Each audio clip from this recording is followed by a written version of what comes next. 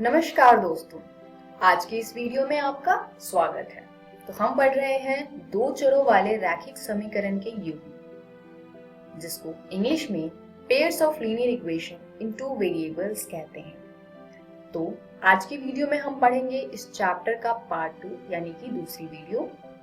Part 2 में हम पढ़ेंगे दो चरों वाले रैखिक समीकरण के युग्म, यानी कि आज की वीडियो में हम ओवरऑल ये देखेंगे कि अगर हमें समीकरण गिवन है, दो चरों वाले रैखिक समीकरण के युग्म दिए हुए हैं, तो क्या हम उन समीकरण के युग्मों के कोफिशिएंट्स यानी कि गुणांकों को देख करके बता सकते हैं कि उस समीकरण का हल है, बहुत सारे हल हैं, या सिर्फ एक हल है, या हल नहीं है।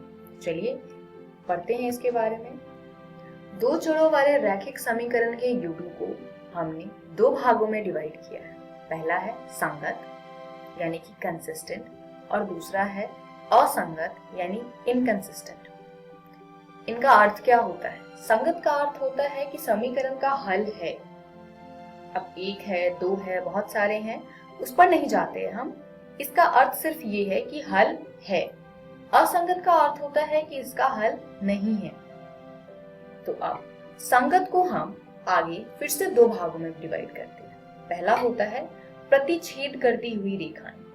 इसका क्या अर्थ है कि दो चरों वाले रैखिक समीकरण का जो युग्म दिया हुआ है उसको अगर हम ज्योमेट्रिकल मेथड से सॉल्व करें यानी ग्राफीय विधि से हल करें, तो उनकी जो दो रेखाएं होंगी वो प्रतिच्छेद करती हुई जाएंगी। और अगर ऐसा सीन है यानी रेखाएं प्रतिच्छेद करती हुई जा रही हैं, तो हमारे पास सिर्फ एक हल होगा, यानी कि केवल एक हल होगा, क्योंकि जहां से प्रतिच्छेद करेगी सिर्फ वो बिंदु जो है वो हल होगा। तो इसकी ग्राफ किस तरीके की होती है? इस तरीके की ग्राफ बनेगी। दो लाइन जा रही है जो एक दूसरे को प्रतिच्छेद करती हुई है। अगला है संपाती रेखाएं।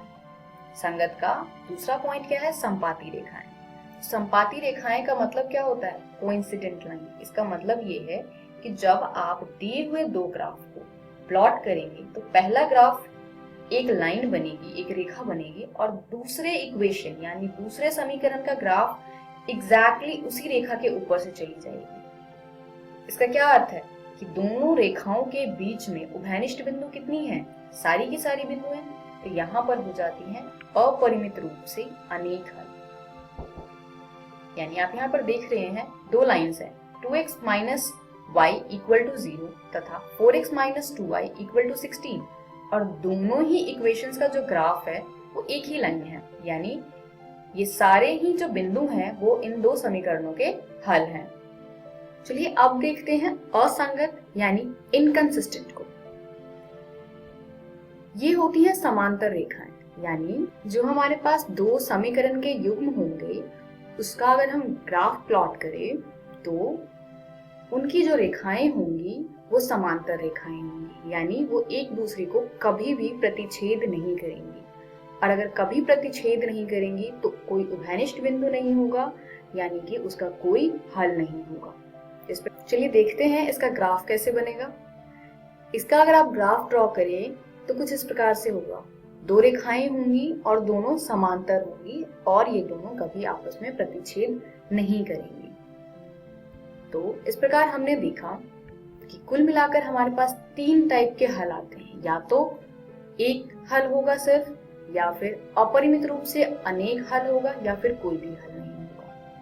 केवल एक हल वाले में जो हमारे ग्राफ में रेखाएं होंगी वो प्रतिच्छेद करती हुई होंगी। इसी प्रकार अपरिमित रूप से अनेक हल वाले में संपाती रेखाएं होंगी, यानी कि कोइंसिडेंट लाइंस, जो कि एक के ऊपर एक होती है। इसी प्रकार जहां कोई हल नहीं है वहां समांतर रेखाएं होंगी। और आप इस टेबल को ध्यान से देखिए तो आपको समझ आ रहा होगा कि प्रतिच्छेद करती हुई रेखाएं संपाती रेखाएं, यानी जहां पर हल है उनको हम संगत कहते हैं, और जहां कोई हल नहीं है उसको हम असंगत कहते हैं। तो चलिए आगे बढ़ते हैं और देखते हैं कि किस प्रकार हम समीकरणों के गुणांकों को लेकर के और उसको कंपेयर करके देखेंगे कि उनकी रेखाएं प्रतिच्छेद करती हुई हैं, संपाती हैं या समांतर हैं, तथा उनके हल किस प्रकार के हुए हैं।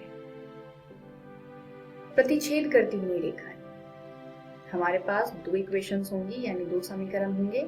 a1x plus b1y plus c1 equal to 0। इस प्रकार a2x plus b2y plus c2 equal to 0, जहाँ पर x तथा y चर है तथा a1, b1, c1, a2, b2 तथा c2 वास्तविक संख्याएं हैं। तो हम क्या करेंगे, इन दोनों समीकरणों में a1, a2, b1, b2, c1, c2 के रेशियोज को कंपेयर करेंगे। किस प्रकार? सबसे पहला केस आता है, अगर हमने पहले दो रेशियोज को कंपेयर किया, यानी कि a1 बटे a2 बराबर नहीं है b1 बटे b2 के। तो पहला रेशियो हमने कंपेयर किया, यहाँ पर क्या हो सकता है, या तो ये बराबर होंगे या ये बराबर नहीं होंगे। तो पहला केस हमने लिया, ये बराबर नहीं है। अगर ये बराबर नहीं है तो इसका केवल एक हल होता है, यानी इसकी रेखाएं प्रतिच्छेद करती हैं। आगे देखते हैं, अगर ये दोनों रेशियोज बराबर हैं फिर क्या होगा। हमारे पास फिर से वही समीकरण है, और अगर a1 बटे a2 बराबर है b1 बटे b2 के, तो तीसरी चीज आती है कि अब हम कंपेयर करेंगे c1 बटे c2 को। तो अब क्या हो सकता है, अब या तो ये हो सकता है कि ये बराबर है या फिर ये बराबर नहीं है। तो पहले हमने केस लिया कि ये बराबर है, तो अगर ये तीनों ही रेशियोज बराबर हैं फिर क्या होता है, अपरिमित रूप से अनेक हल, यानी इनकी रेखाएं जो होंगी वो कोइंसिडेंट लाइंस होंगी, यानी कि संपाती रेखाएं होंगी। अब एक केस बच गया बस, कौन सा, जहां पर a1 बटे a2 बराबर होगा b1 बटे b2 के, पर बराबर नहीं होगा c1 बटे c2 के। तो ऐसे केस में क्या होता है, अगर ये a1 अपॉन a2 बराबर है b1 अपॉन b2 और बराबर नहीं है c1 अपॉन c2 के, तो ये रेखाएं होती हैं हमारी समांतर रेखाएं, यानी इस सिचुएशन में समीकरण का कोई भी हल नहीं होगा। तो आपने देखा कि हमने तीनों ही कैटेगरीज को सॉल्व किया है। किस तरीके से हम तीनों रेशियोज को कंपेयर करेंगे और पता करेंगे कि इसके कोई हल है नहीं है, या फिर इनकी रेखाएं कैसी है, संपाती हैं, समांतर है या फिर प्रतिच्छेद करती हुई है। चलिए अब कुछ प्रश्नों को देखते हैं।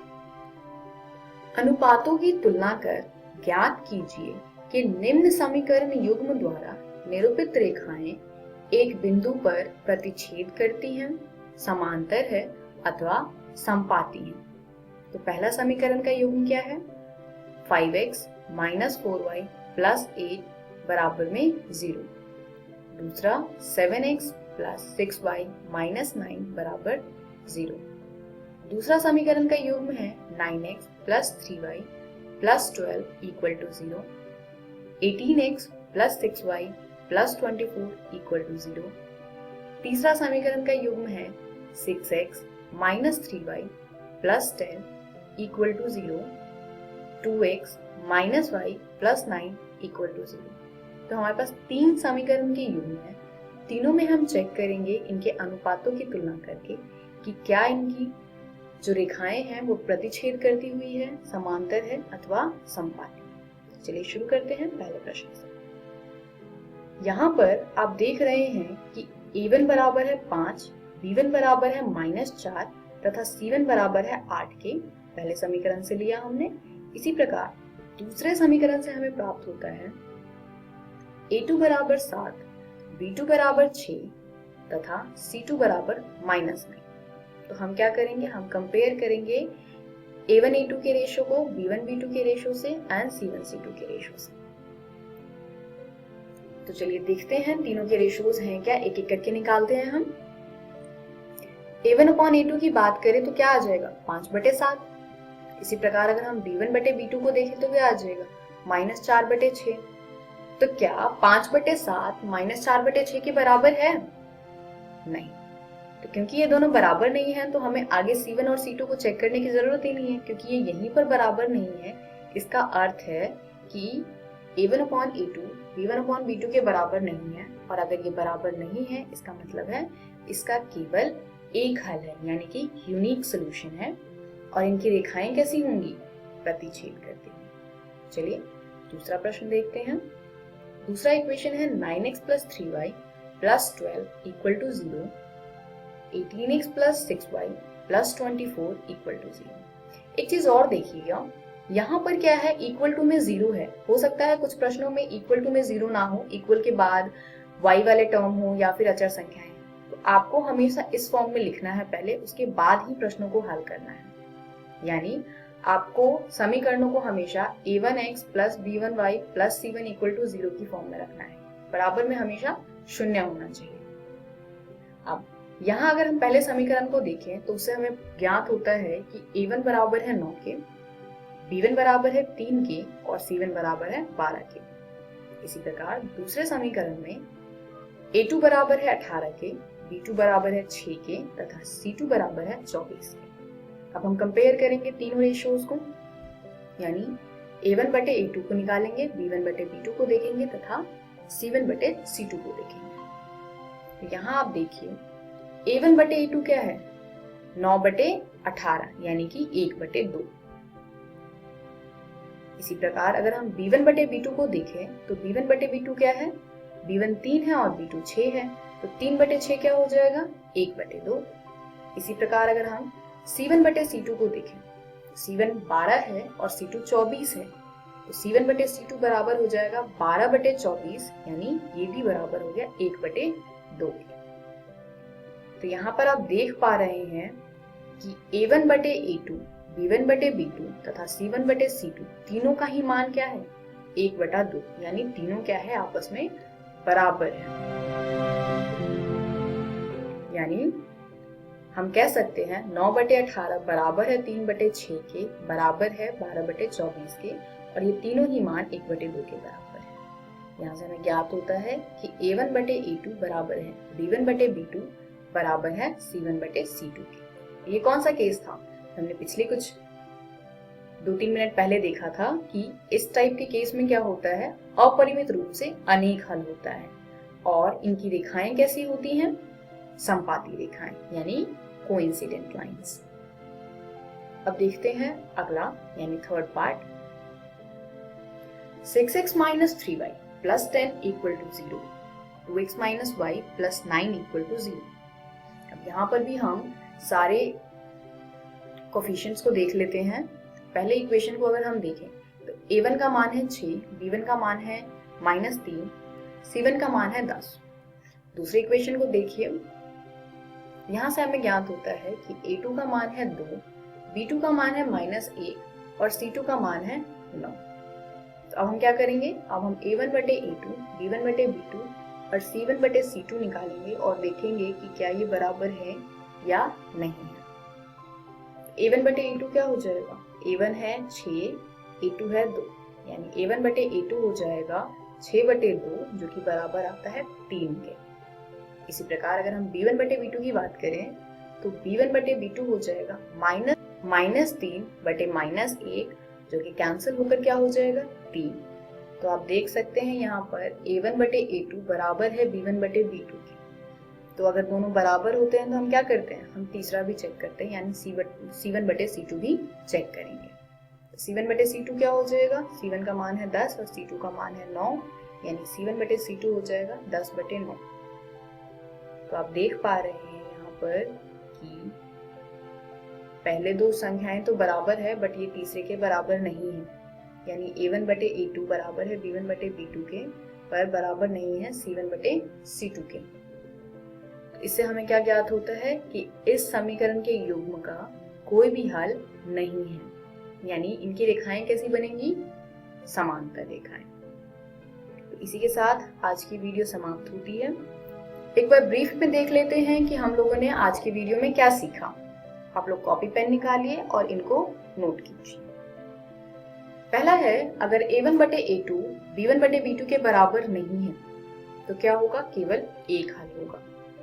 इसी प्रकार दूसरा है, अगर a1 बटे a2 बराबर है b1 बटे b2 के तो हम तीसरा भी चेक करेंगे कि क्या ये बराबर है c1 बटे c2 के या नहीं। अगर ये बराबर है c1 बटे c2 के तो इसका हो जाएगा अपरिमित रूप से अनेक हल।